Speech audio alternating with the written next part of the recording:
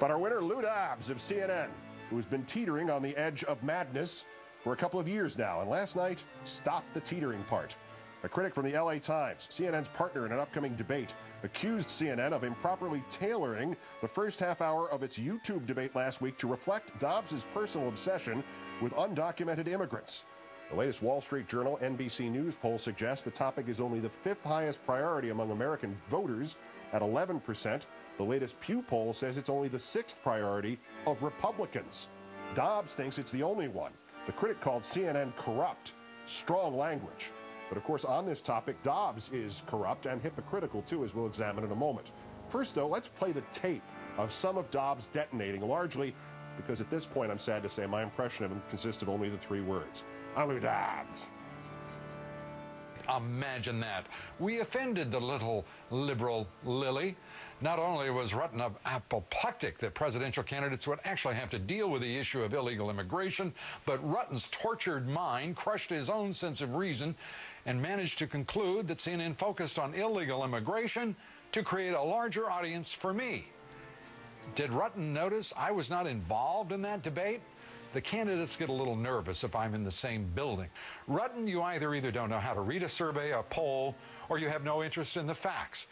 Or you're just another elitist partisan, and that explains why the LA Times continues to lose readers. You're a lousy media critic. We all knew that. But now you've stepped into advocacy, and you're even worse at that. And you don't even have the guts to come on this broadcast and discuss your corrupt reasoning and partisan activism disguised as media criticism. Too bad. We would have loved to discuss the issues with you, but you're not really interested in reality or truth. You're a media critic of sorts. He sounds passionate about immigration, the way, say, Senator Joe McCarthy was passionate. But actually, it's hypocritical cant.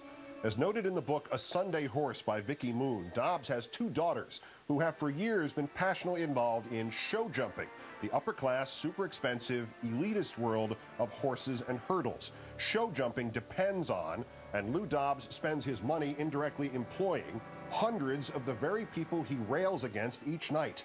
After mentioning the Dobbs' family involvement, Vicki Moon writes of the sport, this melting pot of international equine aficionados does not include the countless numbers of illegal Spanish-speaking immigrants who shovel the 40 tons of poop a day. In other words, weeknights, Lou Dobbs threatens illegal immigrants, and on weekends he pays them to clean up after his daughter's horses. So Lou, get serious one way or the other. Drop your racism, thinly disguised as warnings and threats about illegal immigrants, or get your daughters and your money out of a sport that could not exist without them. Better still, why don't you go clean up the 40 tons of poop a day yourself? On TV, you seem pretty good at shoveling it. Lou, do as I say, not as I spend. Dobbs, today's worst person in the world.